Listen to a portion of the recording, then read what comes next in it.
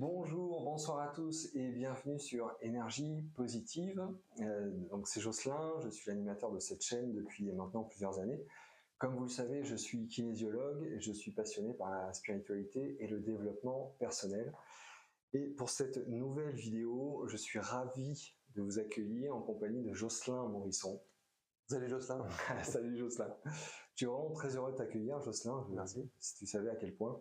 J'ai l'impression d'avoir 6 ans et d'être au concert de Michael Jackson. C'est gentil. Ça fait un peu ça. Donc, alors, le prétexte de l'émission, qui s'est décidé un petit peu vite, même dans une forme de précipitation, mais avec beaucoup de joie au cœur, en tout cas pour moi. Pour moi aussi. C'est certain, c'est pour parler donc de comment l'esprit agit sur la matière. Donc, le livre qu'a coécrit Jocelyn Morisson avec Antoine Sénonc, qui est neurologue. Jocelyn Morisson, tu nous parleras un petit peu de ton parcours, parce que je crois que c'est super important, super intéressant, il est riche, on sent qu'il y a un homme curieux, passionné. Moi je sens qu'il y a un homme passionné et ça c'est quelque chose qui vraiment me touche parce que la passion, je crois que ça se sent, ça m'anime aussi. Et je voudrais commencer cette émission pour parler d'un autre regard sur soi. Donc c'est mon premier ouvrage et justement Jocelyn Morisson m'a fait l'honneur et j'oserais dire l'amitié d'écrire une très très belle préface pour cet ouvrage. Donc merci beaucoup Jocelyn.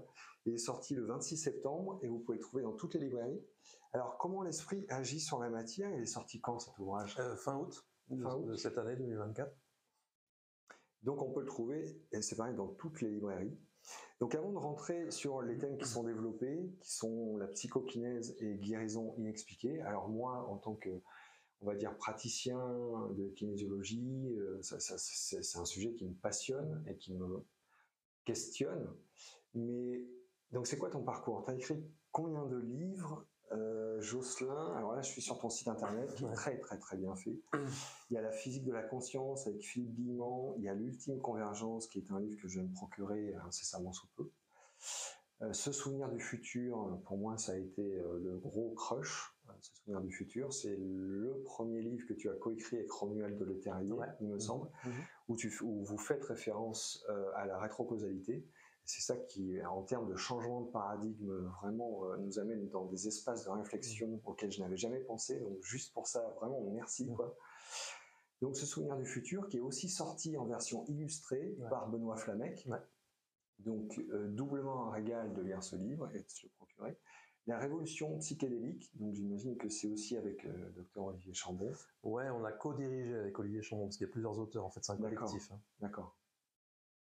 Ah oui, 7 contributeurs. Il y a donc Se souvenir de l'au-delà. Alors on avait fait une émission justement pour Se souvenir du futur, pour Se souvenir de l'au-delà, pour Tout est relié.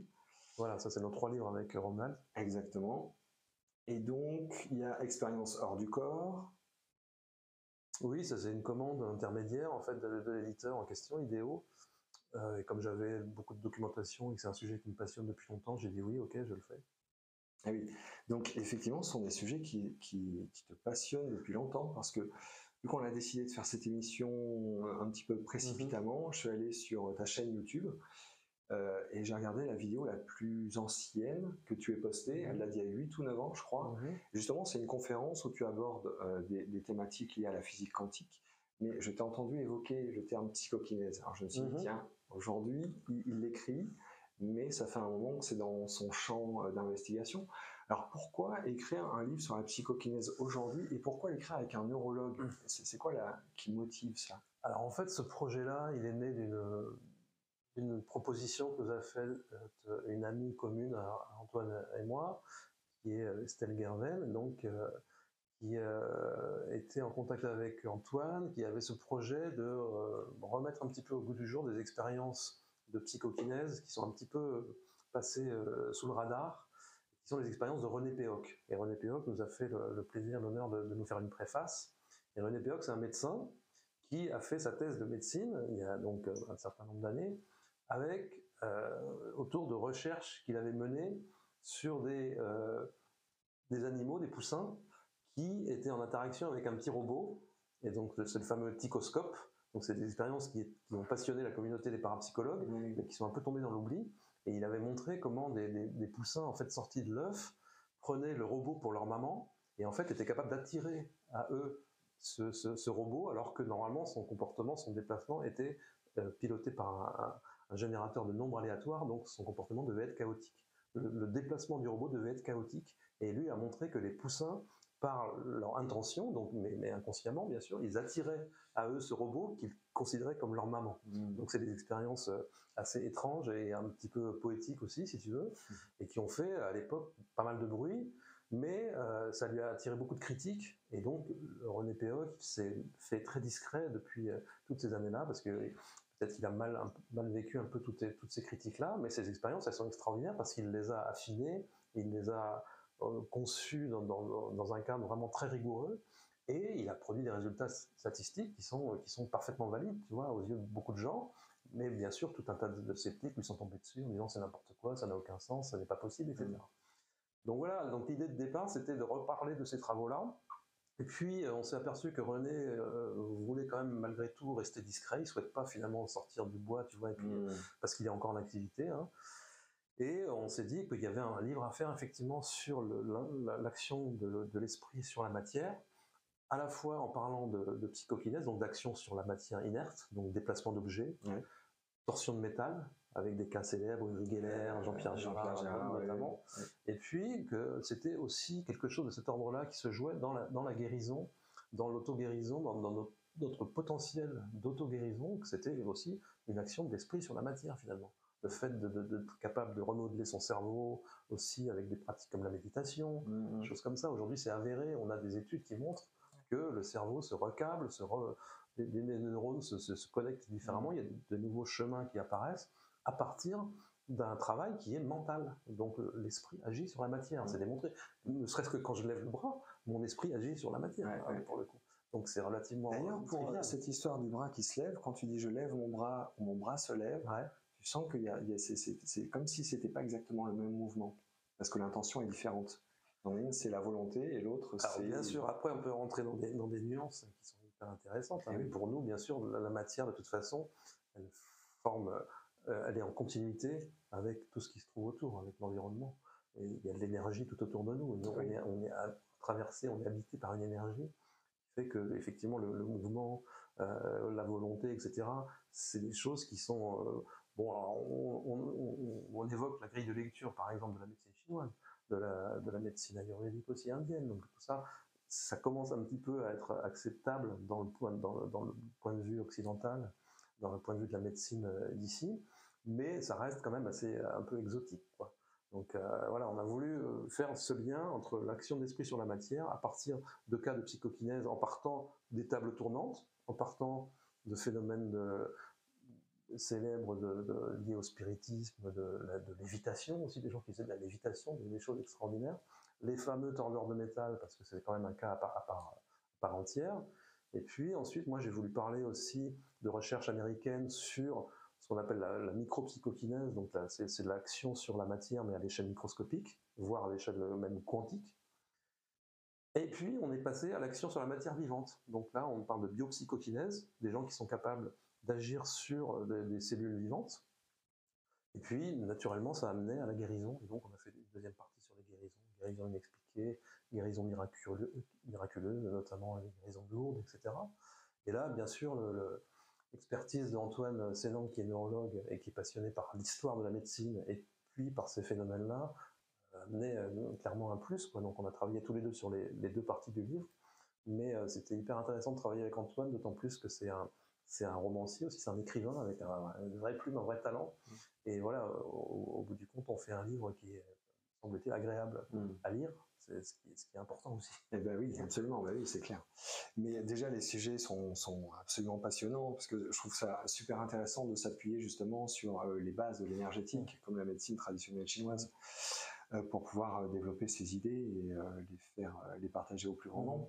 Mais côté Antoine Sénan, bon, je sais qu'il n'est pas là, donc forcément je ne peux pas lui poser la question directement, mais entre toi et Antoine, qui est-ce qui a initié ce projet? Est-ce que c'était la volonté d'un neurologue de décristalliser un petit peu certaines croyances ou... En fait, Antoine, il me connaissait comme journaliste, on s'était vu déjà sur des conférences, une conférence en particulier qu'on avait faite à côté de Perpignan, dans le cadre du festival Hermetica, et on avait bien sympathisé, et lui avait lu des articles que j'avais fait dans Inexploré, ou peut-être dans d'autres revues, comme Nexus, etc.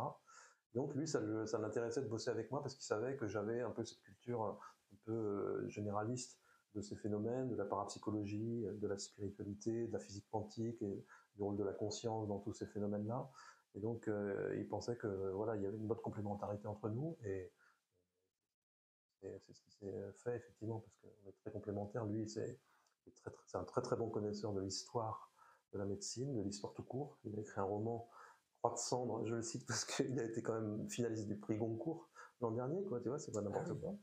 Et il a une grande passion pour ces phénomènes inexpliqués, et sa spécialité, en plus la neurologie, c'est une spécialité dans laquelle finalement il y a très peu de guérison pour les pathologies qu'il est amené à traiter, comme l'Alzheimer et le Parkinson en particulier. C'est des pathologies pour lesquelles il n'y a pas de traitement, il n'y a pas il y a très peu de guérison en fait, donc c'est considéré comme irréversible. Ouais, c'est des pathologies qui sont pas qu'on peut pas traiter, quoi, qui sont incurables.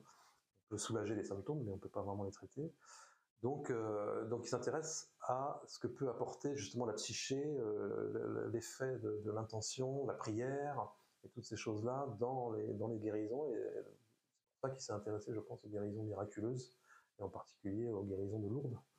Qui est quand même en soi déjà un gros dossier, donc on a consacré un chapitre entier à ça, parce que c'est vraiment passionnant. Alors juste pour revenir sur la méditation et peut-être les pensées positives, je ne sais pas si tu l'as nommé, mais ça me vient à l'esprit, est-ce que c'est quelque chose qu'il propose dans le cadre de ses consultations, ou est-ce qu'il se le permet pas justement parce qu'il est dans... Je pense qu'il le fait, au cas par cas, en fonction de s'il sent qu'il y a une réceptivité, tu vois, de la part des patients, mais certainement qu'il leur dit que oui, c'est clair que l'état d'esprit d'une personne va jouer sur son état de santé. Oui. On le constate par la négative, en quelque sorte. Si tu es dans un mauvais état d'esprit, si tu es dans un esprit négatif, tu es dans la peur, et que tu es dans le doute, etc., dans tout un tas de choses comme ça négatives, on sait que ça joue somatiquement sur l'état du corps. Ça déclenche des maladies, ça provoque des maladies. Donc, et ça, c'est démontré au niveau du stress aussi, ce genre de choses. Aujourd'hui, c'est démontré, il y a des études qui montrent ça. Donc, inversement, un bon état d'esprit, un état d'esprit positif, l'appel à des forces positives, jusqu'à des choses très spirituelles, de faire appel à des entités, à des êtres de lumière, que sais-je, ou des défunts, etc. Et bien forcément, ça peut avoir un effet favorable sur le corps. Maintenant, est-ce qu'il y a vraiment ces entités, est-ce qu'il y a vraiment quelque chose, ou est-ce que c'est des choses qu'on a simplement en nous, qui sont des capacités d'auto-guérison qu'on peut activer? C'est un débat qui n'est pas tranché. Tu vois, et on a un chapitre aussi sur le placebo, par exemple. Et justement, et lui, il explique qu'il s'est intéressé au placebo par l'effet nocebo, l'effet inverse. Parce qu'il sait, il a vu, en tant que praticien, qu'un mauvais état d'esprit aggravait l'état de santé. Donc, clairement, l'inverse est certainement vrai aussi. Mais c'est vrai que l'état d'esprit, ça se joue vraiment sur la posture du corps. Moi, tu vois, hier matin, quand je t'ai contacté et que j'ai su qu'aujourd'hui, on allait pouvoir se rencontrer pour faire cette émission, mon corps s'est redressé, quoi, tu vois. Bon. À une certaine échelle, une information qui induit chez nous une émotion agréable, il y a le corps qui s'ouvre. Dès qu'on reçoit une mauvaise nouvelle, on se dit « Ah non !» Déjà, on voit bien que ça a une implication. Et je voulais juste rebondir sur la notion des entités, parce que je sais que tu es un chercheur, tu es un passionné, tu es un chercheur. Je suis un passeur, je suis un communicant, je suis un journaliste avant tout. Ah oui, voilà. Mais je ne me considère pas vraiment comme un chercheur, mais j'ai une curiosité de journaliste à la base. Merci de corriger. Mais moi, je te vois comme quelqu'un d'animé d'une curiosité. Donc, pour écrire un livre sur un sujet, j'imagine que tu te documentes.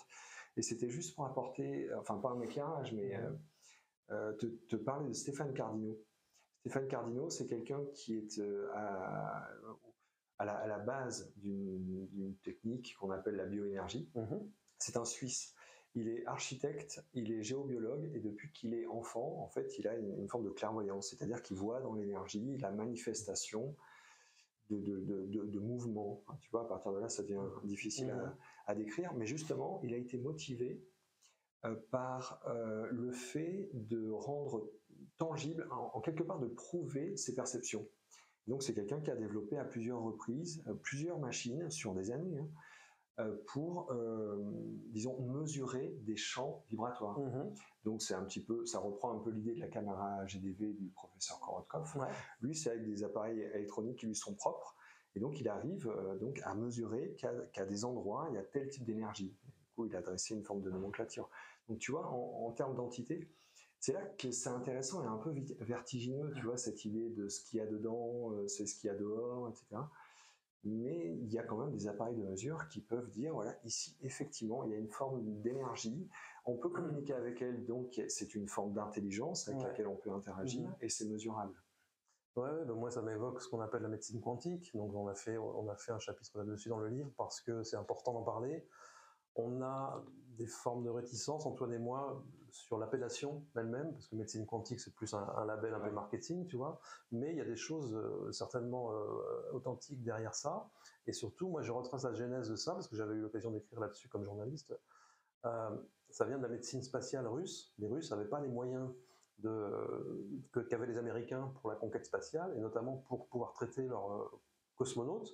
Eh bien, ils ont intégré la médecine traditionnelle chinoise, ils ont intégré la médecine indienne ayurvédique, et ils ont développé donc des machines à partir de l'effet Kirlian. Ils ont développé les caméras GDV dont tu parlais, et ils ont développé tout un tas de machines qui permettent de faire un diagnostic et qui permettent de faire un traitement à partir d'énergie, d'informations subtiles, on va dire.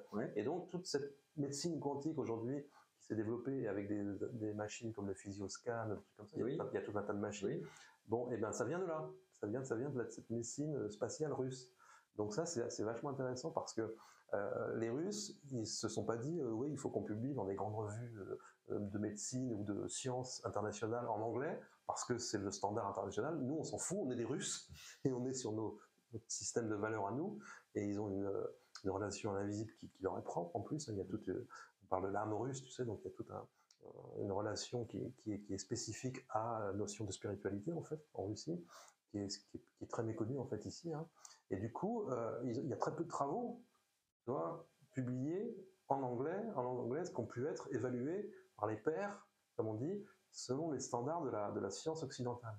Mais de fait, toutes ces machines existent. Alors, nous, avec Antoine, on est relativement critique parce qu'on pense que dans la médecine occidentale, tout n'est pas jeté non plus, et que la notion d'évaluation, la notion de contrôle, de pas dire n'importe quoi, de pas affirmer n'importe quoi sans le prouver par des données, c'est important aussi. Donc ces machines-là, il faut être relativement méfiant. De fait, aujourd'hui, c'est des praticiens qui les utilisent, hein, ces machines, et qui proposent des soins à des gens avec des choses qui vont te faire un diagnostic entier à partir d'un captage simplement de ton empreinte, quoi, hein, de ton empreinte subtile, on va dire, et qui en retour t'envoie une onde ou des ondes qui vont te soigner. Donc il y a des choses formidables certainement là-dedans, mais il faut quand même que ça soit évalué aussi. Hein. Donc on est critique là-dessus, mais on pense qu'il y a un fond, qu'il y a vraiment du fond derrière ces choses.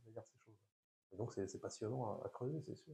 De toute façon, on parle de médecine quantique, mais en fait il s'agit de médecine énergétique, de médecine informationnelle, on est plus sur ces appellations. C'est un peu flou, tu sais, Jocelyn, justement, quand on parle de quantique et qu'on parle d'énergie et d'information. Oh, alors écoute, je saisirais bien le coche pour te demander justement de clarifier peut-être cet espace.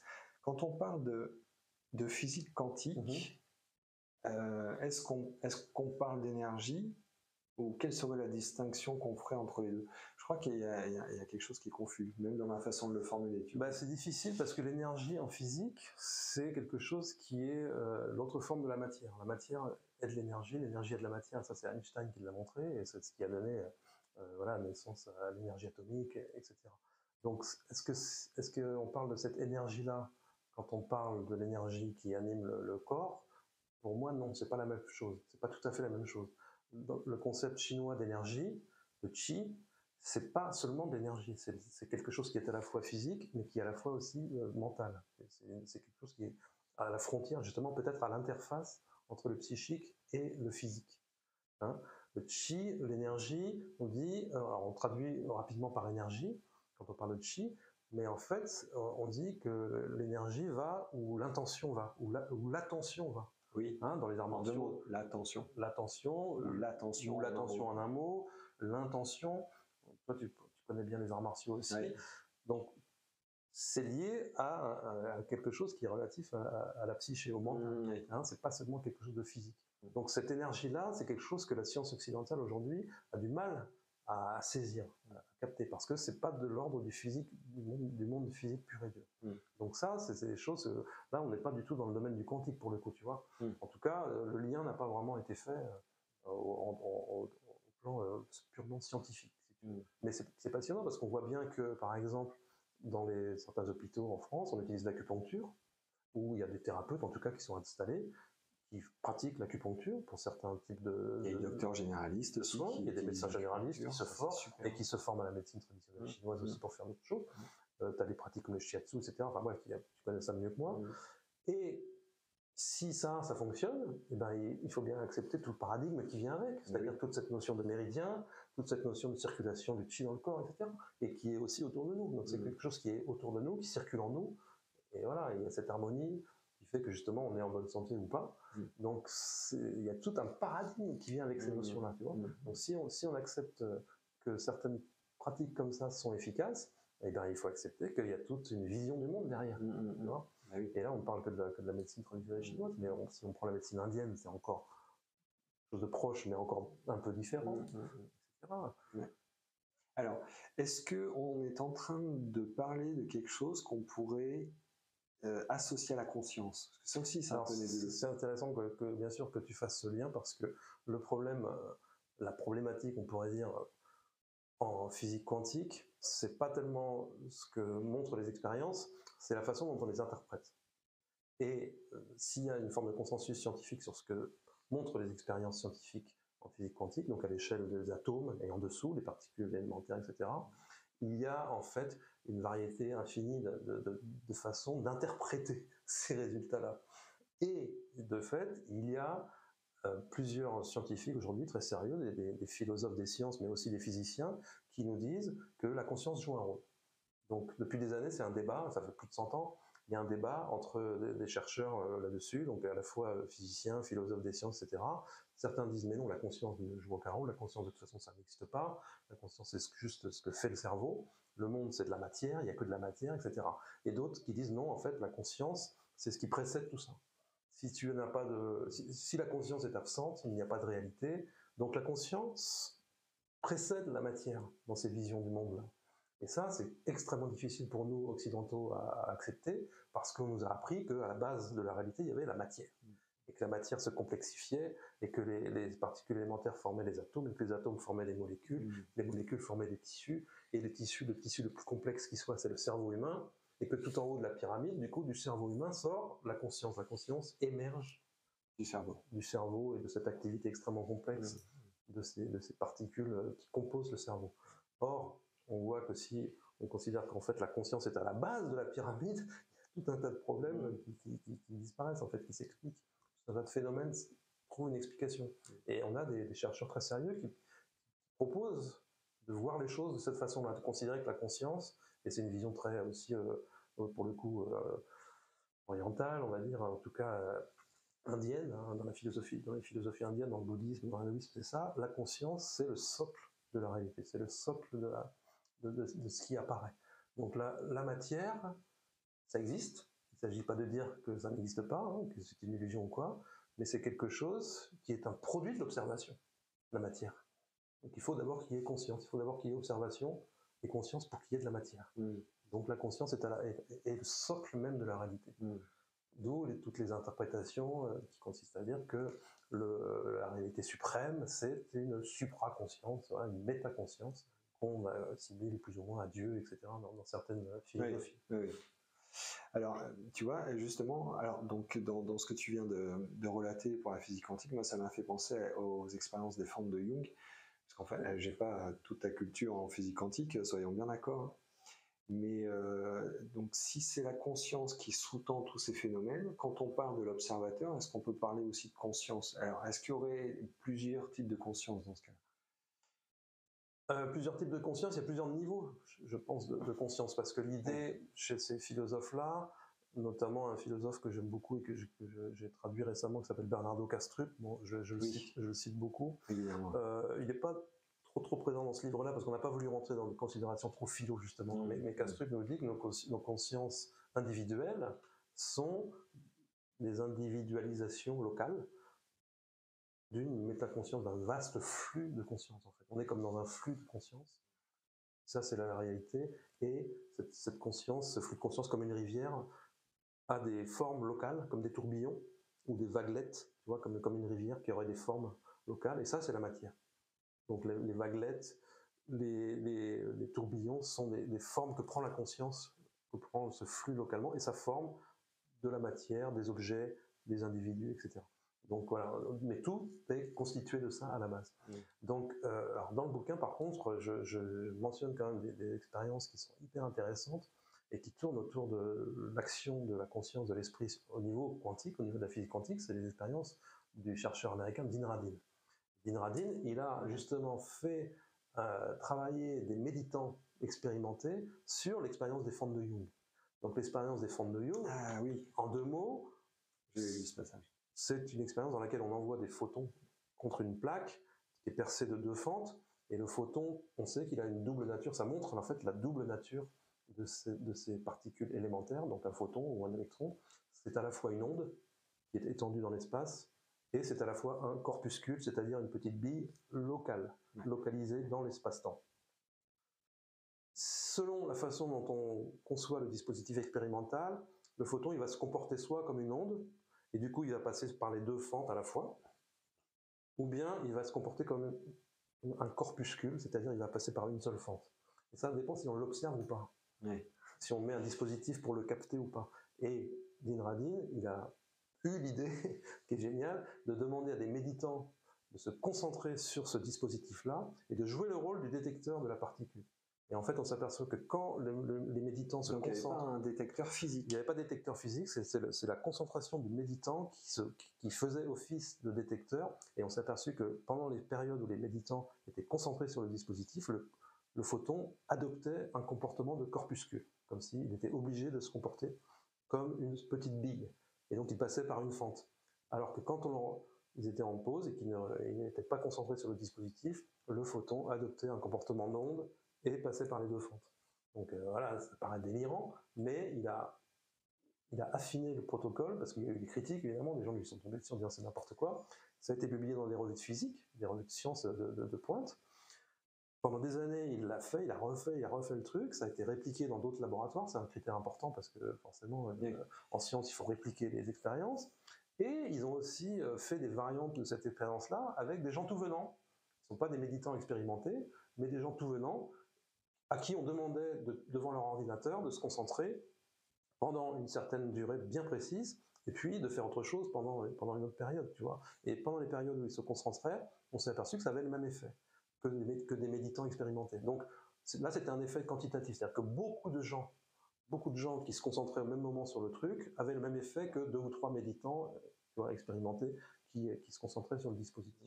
Donc voilà, il y avait un effet soit qualitatif, soit quantitatif, mais ça montrait que l'effet de l'intention agissait sur le comportement de la matière, sur l'état de la matière, on va dire, à l'échelle donc de ces phénomènes quantiques.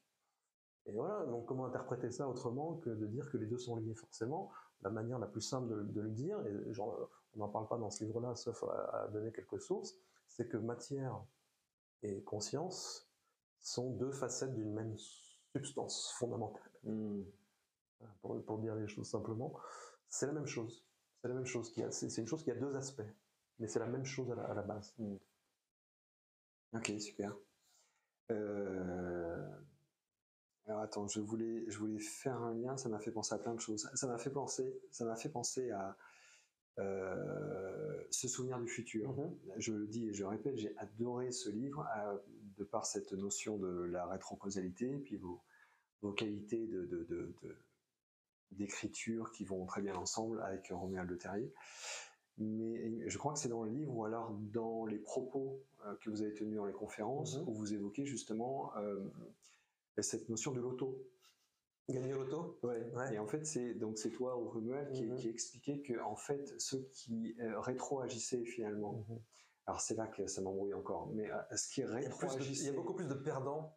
Il y a beaucoup plus de perdants, c'est ça le point de départ de la réflexion. C'est ça. C'est Romuald qui a fait cette réflexion-là. Merci il y a de beaucoup m'aider à plus, expliquer. ouais, il y a beaucoup plus de gens qui perdent au loto que de gens qui gagnent. Ouais. Donc les gens qui perdent rétroagissent sur le tirage et voilà, ça fait qu'au bout du compte, il y a très, très peu de gagnants. Ouais. Et quand il y a un gagnant, et tu as des gens qui gagnent, par exemple, plusieurs fois de suite aussi, c'est tellement extraordinaire que ça attire l'attention du grand public. Tout le monde dit ah mais ce mec-là il a gagné plusieurs fois au loto, c'est pas possible. Et nous, par notre attention sur ce phénomène qui est rarissime, et ben on contribue à rétroagir.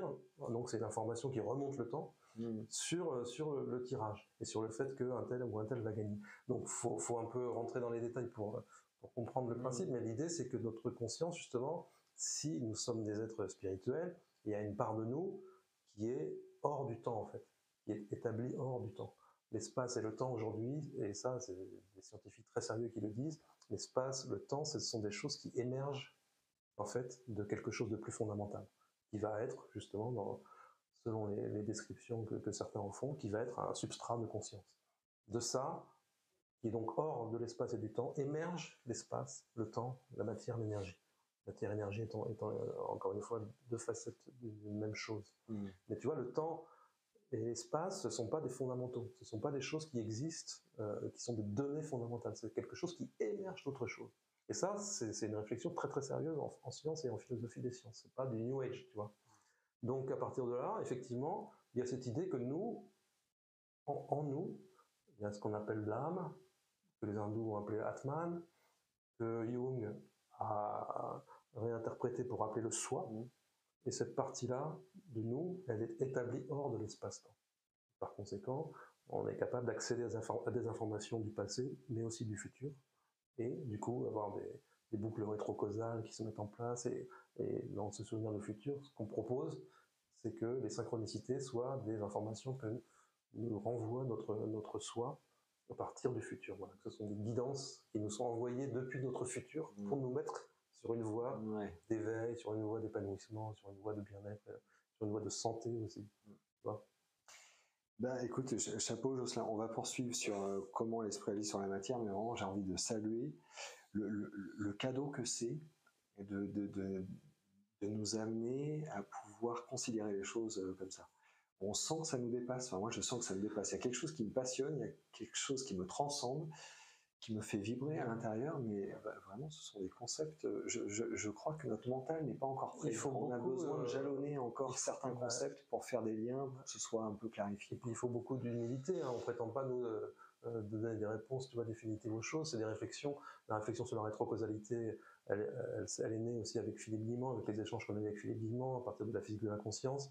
Romuald a amené le chamanisme, parce que lui c'est un expert du chamanisme, notamment d'Amazonie, et il s'est aperçu que les chamans d'Amazonie jouaient avec ce concept-là. C'est-à-dire qu'ils étaient capables d'avoir des visions dans leurs rêves ou bien dans leurs expériences de transe psychédélique, des visions du futur, et ces visions du futur en fait les guidaient pour aller vers cet événement-là, que ce soit des événements de chasse ou des événements de rencontres avec d'autres personnes, etc.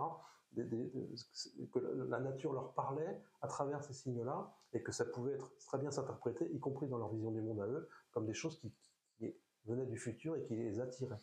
Le futur agissant comme un attracteur, en fait. Donc, quand Romuald a réalisé qu'en fait, le discours des chamans recoupait celui des physiciens comme Philippe Guimand, il a dit c'est énorme, forcément il y a quelque chose. Mais ça reste quand même très mystérieux. On est face à un grand mystère, il faut quand même reconnaître qu'on ne peut pas, nous, en tant que fourmis, comprendre le fourmilier. Oui, c'est sûr. Mais c'est quand même troublant parfois de vivre des synchronicités ou des signes qui nous parlent particulièrement. On a vraiment l'impression d'être dans un... À ces moments-là, qu'il y a quelque chose qui nous fait un signe. C'est ça, ça nous parle. Pour moi, c'est vraiment une forme de guidance. Moi, je l'ai vécu quand j'ai quitté Paris pour la région de Toulouse.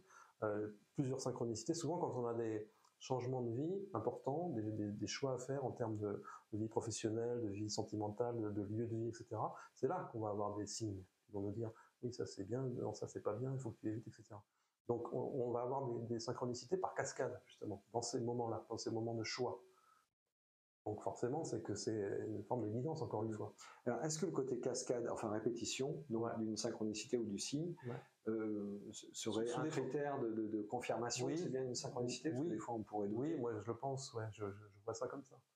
Le signe se répète, l'information en tout cas qui est portée par le signe se répète. Donc nécessairement, c'est une façon d'insister pour dire attention, tu fais fausse route, ou bien au contraire, vas-y, fonce.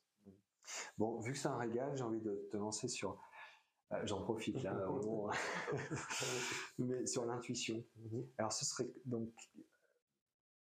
C'est cette intuition, c'est une information qui nous parvient. Alors elle viendrait d'où? Alors c'est vertigineux, je te demande pas de faire une cartographie, c'est peut-être pas possible, mais est-ce que ça vient du soi? Est-ce que ça vient du futur? Et comme le soi ne dépend pas de l'espace-temps, ce qui pourrait être cette forme d'omniprésence, c'est quoi l'intuition? Pour essayer de rester simple, parce qu'on peut vite s'embrouiller, tout ça c'est des mots. Hein. Oui.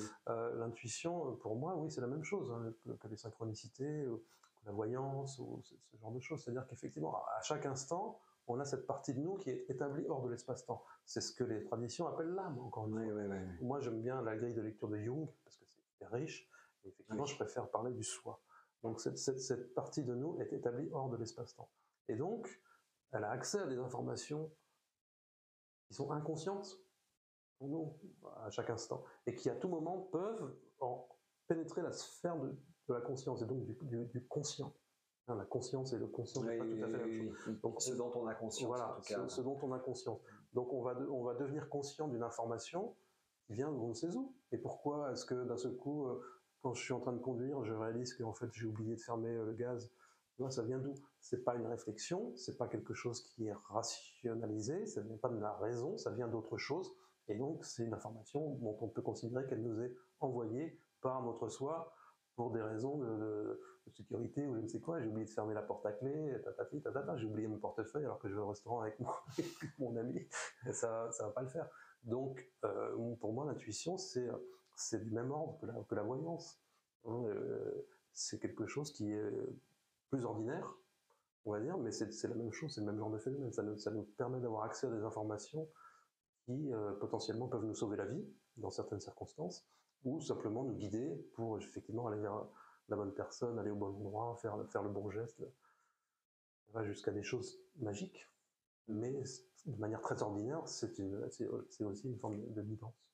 Ok, et merci pour la réponse, Jocelyn. Dans les ateliers qu'a conçu Romuald et même Philippe d'ailleurs, pour provoquer des synchronicités, il y a eu un taux de réussite qui a été croissant. C'est assez bluffant. Donc, est-ce que tu penses que l'intuition, c'est quelque chose aussi qui, vu que finalement c'est un peu du même ordre, est-ce que c'est quelque chose qu'on peut solliciter? Et si on peut le solliciter, est-ce qu'on peut le questionner?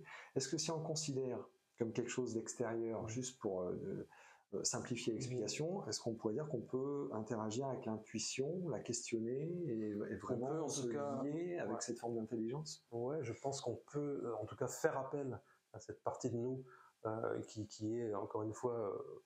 qui a accès à des informations auxquelles on n'a pas accès en temps normal, mais il faut prendre conscience que c'est là en permanence, en fait. C'est là en permanence, et la façon d'accéder à ce domaine, ce champ d'information, c'est justement simplement de faire taire, en fait, le mental, ce qu'on appelle le mental, l'ego, qui en temps ordinaire masque tout ça.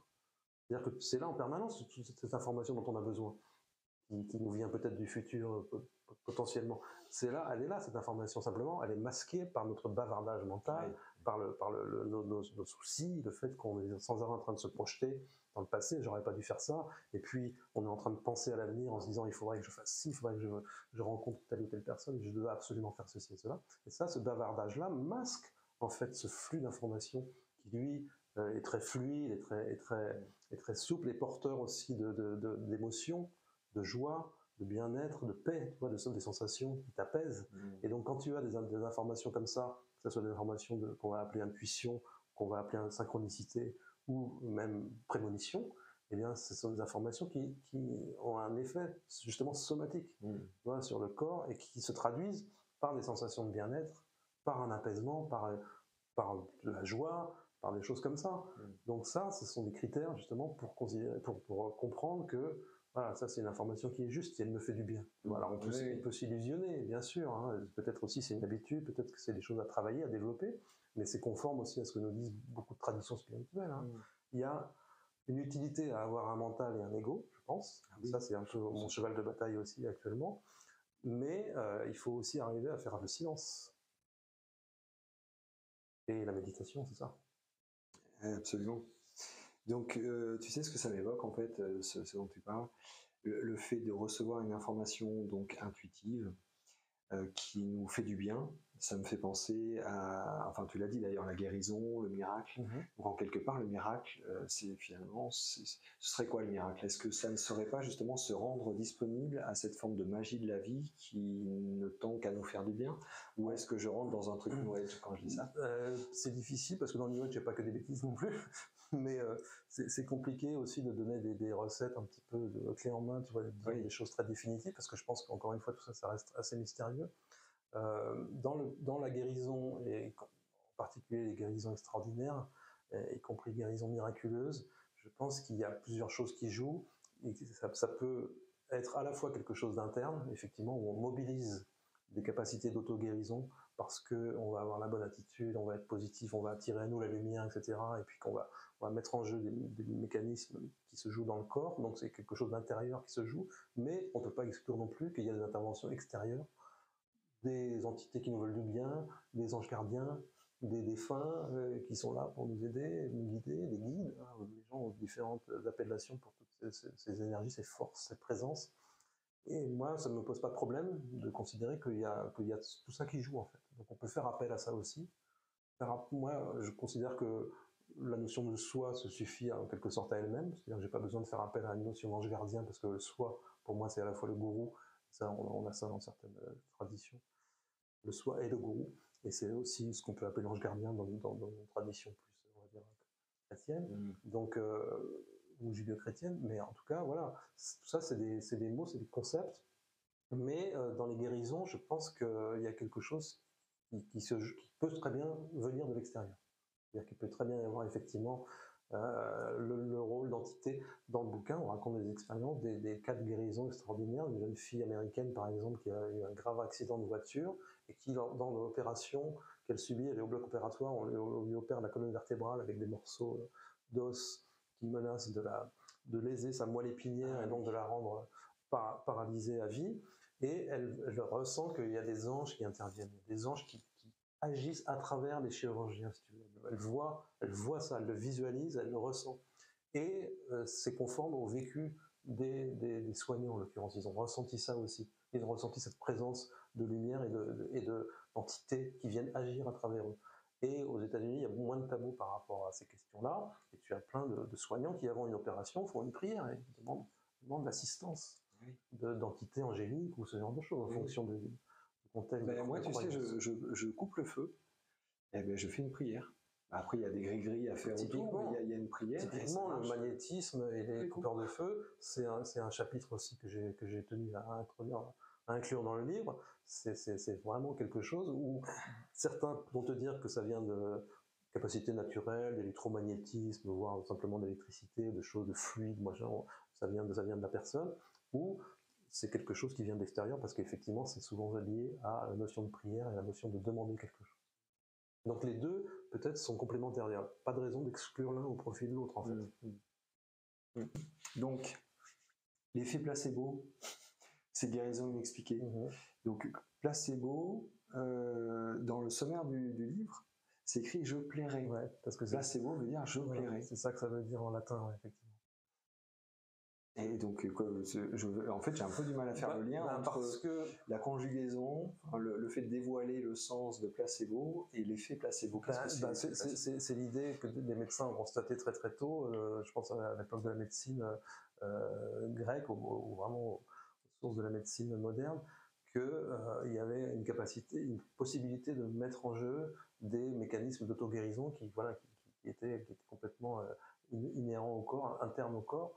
Les premières constatations de l'effet placebo, je crois que c'est pendant... en tout cas, les constatations modernes, c'est pendant, par exemple, la Grande Guerre, je crois, la Première Guerre mondiale, où un médecin était à court de morphine. Il recevait des patients avec un bras arraché, enfin, tu vois, des choses horribles, des blessures extrêmement graves, et il s'est trouvé à court de morphine. Et il s'est aperçu qu'en donnant en fait, de l'eau à la place de la morphine aux patients, en leur disant c'est de la morphine, ça va te soulager la douleur, et bien effectivement, la douleur était soulagée. Pourquoi ? Parce que le patient étant persuadé que ça allait agir, et en fait, il produisait lui-même les endorphines qui sont l'équivalent de la morphine. Donc on a dans le cerveau la capacité de produire ces substances qui sont antidouleurs. Donc à partir de là, c'est complètement rentré dans la médecine moderne, et même si on ne sait pas comment l'expliquer, ça fait partie de la vision occidentale de la médecine, puisque les médicaments, aujourd'hui, ils sont évalués, comme on dit, versus placebo. La plupart des médicaments sont évalués contre un placebo ou contre un traitement de référence, mais il faut aussi qu'il y ait une expérience contre placebo. Il faut que ça fasse mieux que le placebo. Il faut qu'un médicament fasse mieux que le placebo. Tu vois. Donc dans un essai clinique de médicaments, on donne à quelqu'un un petit bout de sucre et à l'autre un médicament, et ni le médecin ni le patient ne savent qui a pris quoi. Ça s'appelle le double aveugle. D'accord. Ni le patient ni le médecin ne savent qui a pris quoi. Et on s'aperçoit qu'il y a une amélioration aussi chez celui qui a pris le morceau de sucre. Donc ça, c'est l'effet placebo, ça crée un seuil, et il faut que le médicament fasse mieux que ça. Et on a beaucoup de médicaments, notamment dans les antidépresseurs, qui font à peine mieux.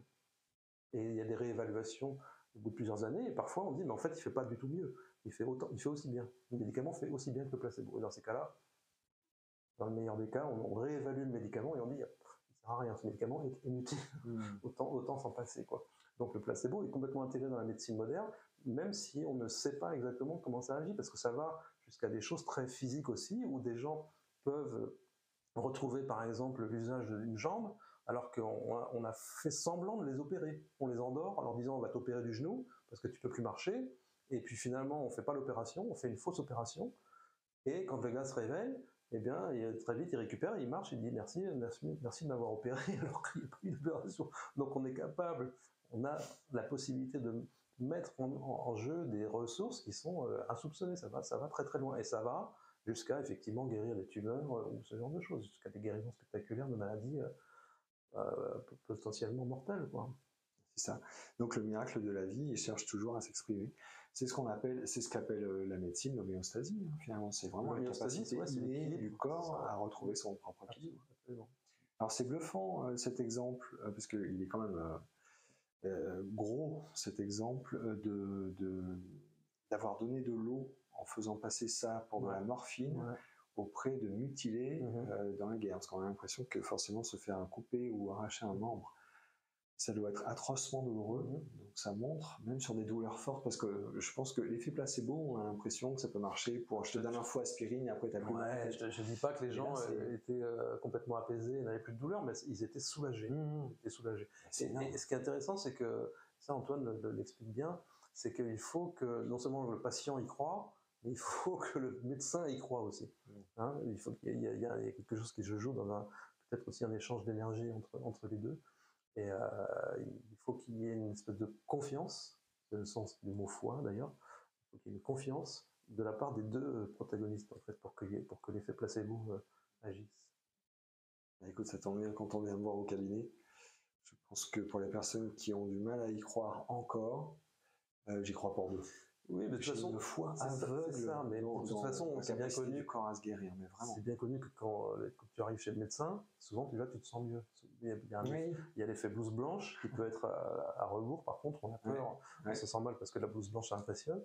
C'est à double tranchant, peut-être que certains se sentent mieux, mais on sait que des gens qui ont un certain symptôme peuvent se sentir mieux simplement parce qu'ils sont dans la salle d'attente et qu'ils savent qu'ils vont voir le médecin. Il y a déjà quelque chose qui se met en route.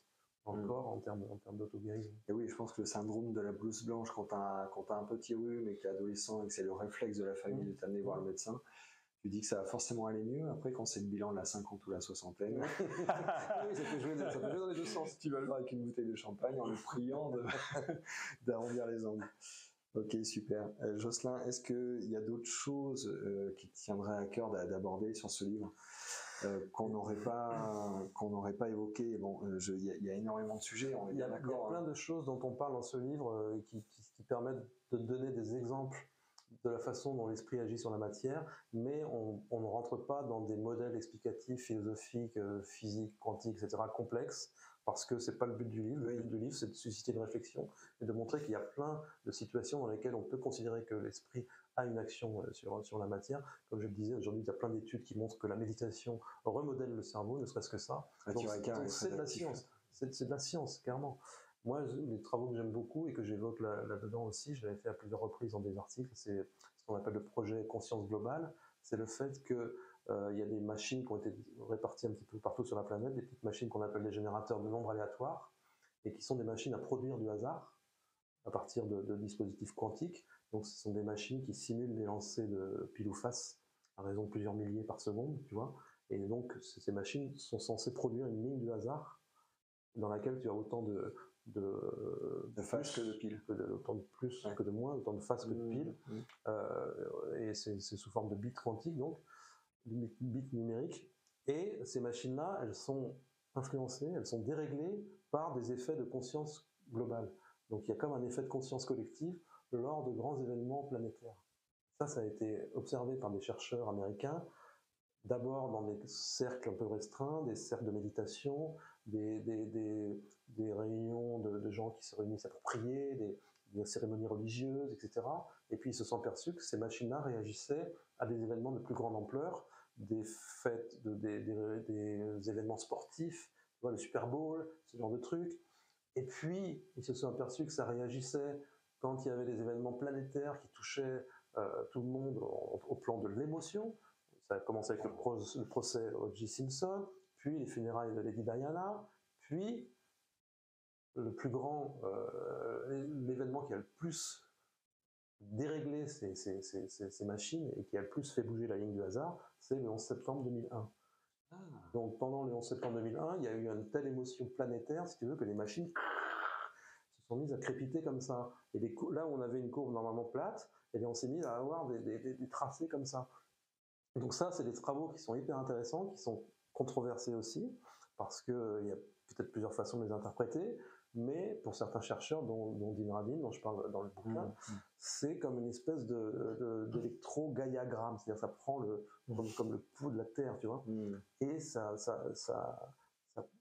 rejoint la notion de conscience collective, là ça rejoint la notion d'inconscient collectif aussi, ça rejoint la notion de noosphère, de Teilhard de Chardin, l'idée qu'il y a une sphère de conscience autour de la Terre, qui est produite par l'ensemble de l'humanité, etc. Et ça montre aussi qu'on est tous reliés, et qu'on est dans cette espèce de sphère émotionnelle comme une seule et même entité. Et donc c'est passionnant parce que, voilà, quand il y a des grands événements comme ça, et Dieu sait qu'il se passe des catastrophes tout le temps aussi, donc bien sûr il y a un problème de méthodologie dans la façon d'interpréter ces données, mais on a pu montrer qu'il y avait quelque chose qui se passait en lien avec ces événements-là. Donc ça reste des choses que la science doit expliquer. Alors tu vois, quand tu as parlé du 11 septembre 2001, je pensais que tu allais parler du 16 mars 2020. 16 mars 2020, ça a été le premier jour du confinement en France, et puis oui, alors à l'époque, l'expérience était arrêtée. C'est plus récent. L'expérience était arrêtée en fait à ce moment-là, parce qu'ils ont recueilli tellement de données pendant des années qu'ils ont arrêté formellement l'expérience. Ils continuent à recueillir des données en fait, en continu. Ces machines-là, il y en a une dizaine réparties sur la planète, il y en a 2 en France, et ils continuent à recueillir des données, et des données qui vont être exploitées d'une manière ou d'une autre, parce qu'après il y a plein de façons de lire ces données. Mais en l'occurrence, il y a certainement eu des choses qui sont passées au moment du confinement, c'est sûr et certain. Par contre, ils ont observé des tracés bien spécifiques au moment de l'attentat de Charlie Hebdo, au moment de l'attentat du Bataclan. D'accord ? Donc c'est des choses qui sont plus ou moins locales, mais qui agissent au-delà de l'épicentre du phénomène. Donc ça reste complètement fascinant pour moi. Eh bien, super, tu sais, cette notion d'inconscient collectif, merci de l'avoir nommé, parce que ça m'amène moi dans mes repères. Mais cette notion d'inconscient collectif, on le sent à une échelle qu'on peut tous ressentir, je pense. C'est-à-dire le dimanche, tu sais, le dimanche en fin d'après-midi. Avant même que tu penses que tu reprends le travail le lendemain, enfin pour ceux qui ont ce rythme-là, il y a comme un espèce de stress qui, je pense, est ressenti par beaucoup, quoi. Donc ça doit être aussi potentiellement cette forme de conscience, l'inconscient collectif de la fin du week-end qui vient réveiller un stress de reprendre le travail. On est sensible à ça, ça se joue. De toute façon, même la psychokinèse, même la torsion de métal, on n'en a pas beaucoup parlé, mais les déplacements d'objets, torsion de métal, c'est des choses qui sont liées à l'émotion. C'est-à-dire que les gens qui sont capables de faire ça, ils se mettent dans un certain état émotionnel aussi, où il y a une forme de lâcher prise, il y a une forme de foi aussi, parce qu'il y a la conviction que ça peut marcher, mais ça n'est plus de la volonté. C'est-à-dire que si tu fais intervenir trop de volonté, c'est un frein, encore une fois. C'est comme tout à l'heure quand je disais qu'il fallait faire taire le mental. Donc il a fallu une intention au départ. Il faut poser une intention, être convaincu que ça va se produire et être convaincu même que ça s'est déjà produit. C'est des choses qu'on retrouve dans la loi d'attraction sous certaines formes. Ouais. Donc, et du coup, tu enclenches un mécanisme qui fait qu'un métal va se tordre, et puis que si tu le poses sur la table et que tu t'en vas, il va continuer à se tordre. Parce que tu as enclenché quelque chose qui a une forme d'inertie. Tu vois, donc les tordeurs de métal, ils ont constaté ce phénomène-là. Tu déclenches quelque chose, tu produis quelque chose qui continue à se produire malgré toi en quelque sorte. Même si tu veux que ça s'arrête, eh ben, ça va prendre un certain temps, donc ça va continuer. Donc c'est extraordinaire. Et c'est lié à effectivement certaines dispositions émotionnelles. Donc ça n'est plus quelque chose qui est lié à la volonté et au travail de la raison, etc. On est vraiment dans un autre registre.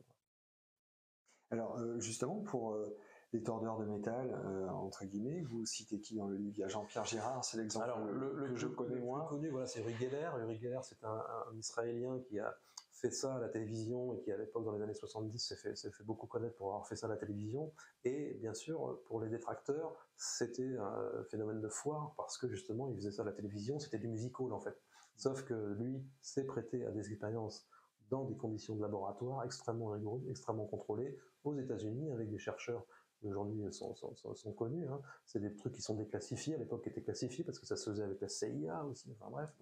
Donc lui, il a fait connaître le truc, et quelqu'un comme Jean-Pierre Girard, il s'est lancé là-dedans parce qu'il a vu Uri Geller. Hein.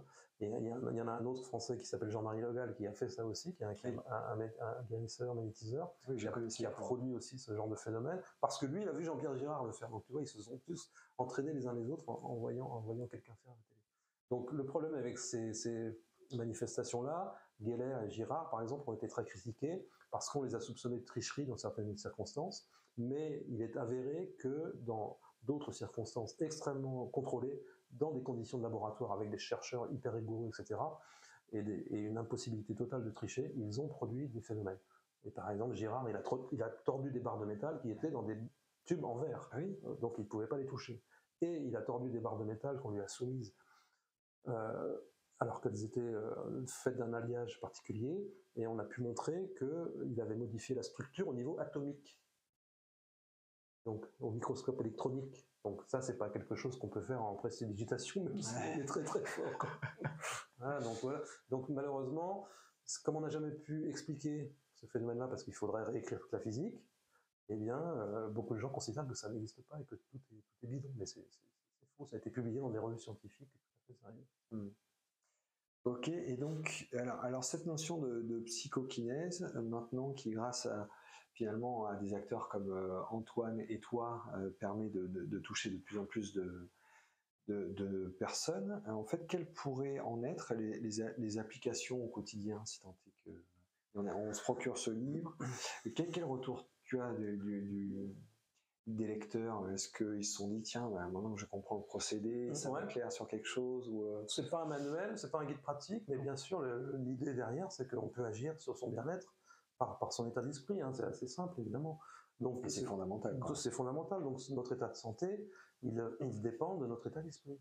Et réciproquement, j'ai envie de dire, mais donc toi, tu connais bien les arts martiaux, tu sais ça. C'est déjà une sagesse qui est complètement présente chez les Chinois, chez les Indiens, les Japonais, etc. Donc, c'est pas nouveau, mais effectivement, on donne des éléments pour se persuader, se convaincre de ça, et sans avoir besoin de réfléchir, simplement comprendre que oui, on est simplement en permanence en interaction avec l'énergie de ce qui nous entoure, l'énergie des lieux, l'énergie des gens qu'on croise. On est en lien avec le vivant, les plantes, les animaux. On est en lien avec l'énergie qui émane du minéral, de toute la matière inerte autour de nous. De toute façon, la matière inerte, elle n'est pas complètement inerte. Et ça, les peuples racines, les chamans, ils le savent depuis le début. Ils sont animistes. Pourquoi ils sont animistes? Parce qu'ils disent tout a une âme. Or, on sait aujourd'hui qu'un atome de n'importe quoi, n'importe quel caillou, c'est quelque chose qui est en vibration complète. Un atome, c'est des protons, des neutrons et des électrons qui sortent du vide, qui retournent dans le vide, etc. Et qui sont dans un bouillonnement, dans une vibration constante. Donc c'est pas inerte. Tu vois, et comme par hasard, ces peuples-là savent depuis des millénaires que c'est quelque chose qui est animé, qui a une âme, anima. Oui. Alors c'est logique, en fait, il y a une forme de logique qui est là. Jocelyn, est-ce que tu communiques avec ton ange gardien? Moi, je te dis, je fais plus appel à ce que j'appelle, à ce que je désigne comme étant mon soi, mais ça peut m'arriver dans certaines circonstances de faire appel à l'ange gardien de quelqu'un que je veux voir protéger, par exemple. Alors, je te tends la perche parce que moi, les anges gardiens, je ne sais pas pourquoi, mais j'ai une appétence particulière, mais je sais que tu relates souvent ce livre Dialogue avec l'ange. Oui, bien sûr. C'est une référence, je pense que pas dans chaque conférence, on est d'accord, de toute façon je ne les ai pas toutes vues, parce qu'il y en a plein sur internet que je vous invite vraiment à aller voir. Mais t'en parles souvent, ouais. Dialogue avec l'ange, et c'est comme ça que j'ai connu ce livre d'ailleurs. J'aimerais qu'on fasse un petit point sur l'actualité, parce qu'en fait on a parlé de tes livres, on a parlé des conférences, on a un peu occulté, enfin on n'a pas mentionné Native. Oui, bah, c'est un beau projet Native. Alors, où est-ce que vous en êtes? Native, c'est une belle revue qu'on a faite avec une petite équipe ici à Toulouse, et puis un réseau de collaborateurs, qui est consacré au peuple racine, donc peuple autochtone du monde entier. Ça représente près de 500 millions de personnes dans le monde quand même. Il y a environ 5000 communautés, tu vois, donc c'est 500 personnes. C'est fou, dès qu'on met un chiffre... C'est un peu moins que ça, mais voilà, pour dire les choses globalement, c'est presque 500 millions de personnes se revendiquent comme appartenant à autant de filiation autochtone. Donc c'est extrêmement important, et dans la revue, on parle bien sûr de spiritualité, on parle beaucoup d'écologie, parce que pour eux c'est la même chose, spiritualité, écologie, il n'y a pas de distinction. On parle de chamanisme évidemment, on parle d'enjeux sociétaux, de lutte pour de la survie de leur savoir-faire, de leur compréhension du monde, de leur vision du monde, et aussi la façon dont ils font partie du monde aujourd'hui, la façon dont ils sont quelque part dans la modernité aussi. Alors que beaucoup les voient comme des peuples archaïques, des peuples du passé. Ils n'ont pas du passé, ils sont d'aujourd'hui. Ils n'ont pas Internet ni comme... Ils peuvent justement avoir Internet et des téléphones portables aussi. Justement, c'est ça qui est intéressant dans certaines communautés, en Amérique du Sud par exemple, ils sont très connectés parce que justement les jeunes savent que c'est aussi une manière de faire revivre leur tradition. Alors certains sont attirés par notre modernité à nous, le monde de la consommation, et ils veulent un portable et du coca, c'est tout ce qu'ils veulent, tu vois. Mais d'autres savent que ces outils-là peuvent aussi être au service de la survie de leurs valeurs, de leur vision du monde. Et si on s'y penche un peu, on s'aperçoit qu'ils sont porteurs de solutions aussi pour nous qui détruisons la planète, qui détruisons les ressources, etc. Donc il faut les écouter, il faut les rencontrer. Et la revue, elle est trimestrielle. Jusqu'à présent, elle était accessible uniquement via le site internet. Donc il fallait commander sur le site ou bien s'abonner. Mais à partir du prochain numéro, elle va être disponible en librairie. Donc on pourra dire à nos lecteurs, allez chez votre libraire. Et donc le prochain numéro... Alors là, on prépare un numéro double qui va sortir juste avant la fin de l'année, là en décembre, qui est un numéro spécial consacré à une exposition qu'on va parrainer aussi, qui est une exposition de photographie de Franck Desplanques, qui est un photographe qui est toujours le rédacteur en chef de l'émission Rendez-vous en terre inconnue, une émission qui a fait qui a permis de vivre des choses extraordinaires en emmenant des personnalités au bout du monde, justement, chez des peuples comme ça. Et lui, il allait en repérage avant, et il passait des mois avec ces gens-là pour savoir qui allait parler, où est-ce qu'on allait filmer, etc. Et donc il a fait des reportages photos qui sont extraordinaires. Donc l'expo va être itinérante, et le prochain numéro de la revue va être en même temps le catalogue de l'expo. Donc on va montrer les photos, et on va présenter les peuples en question. Il y a 7 peuples là pour le coup, avec des grands témoins, des gens qui sont allés, Thomas Pesquet qui est allé avec les Kogi en Colombie, puis des gens comme ça qui font un retour d'expérience, et aussi Frédéric Lopez qui était le présentateur historique de l'émission. C'est plus le cas aujourd'hui, mais c'est lui qui l'a créé en fait cette émission. Elle a lieu où cette expo? Alors on fait appel justement à différents lieux, c'est itinérant. On va avoir un lieu à Paris, on va avoir des lieux à Toulouse, à Marseille, à Bordeaux. On a déjà plusieurs contacts. Donc si on veut rester informé, comment on se tient? On a notre site, notre site c'est revue-native au pluriel.com. Oui. Vous êtes présent sur les réseaux sociaux? On est sur les réseaux sociaux, Facebook, Instagram et LinkedIn. Super, un parcours super riche, une réflexion dense, toujours éclairante. Merci vraiment Jocelyn pour ce moment. Je suis absolument ravi. Merci à toi d'avoir passé ce moment avec toi. Donc je rappelle que le prétexte de cette émission et d'aborder tous ces sujets, c'était la sortie du livre Comment l'esprit agit sur la matière, donc psychokinèse et guérison inexpliquée, que Jocelyn Morisson a coécrit avec Antoine Sénanque, neurologue et donc romancier, avec le prix Goncourt l'année dernière. Enfin, il était finaliste du prix Goncourt, il était dans les 8, il n'y a pas eu le prix Goncourt. C'est déjà pas mal. Ouais, non. Déjà, il peut citer prix Goncourt. Et donc, un autre regard sur soi, j'en profite aussi, parce que Jocelyn est là, on est là tous les deux, c'est quand même le seul livre, à mon avis, qui comporte 2 prénoms Jocelyn, en auteur et auteur de préface. Un autre regard sur soi, merci vraiment Jocelyn d'avoir écrit la préface de ce livre. Avec plaisir, bravo ça me pour touche. ce bouquin qui est super aussi. Ça me touche beaucoup. Et nous vous remercions d'avoir suivi cette émission. J'espère que ça vous aura plu autant que ça m'a passionné. Et Jocelyn, à très bientôt. Ouais, avec plaisir. Merci.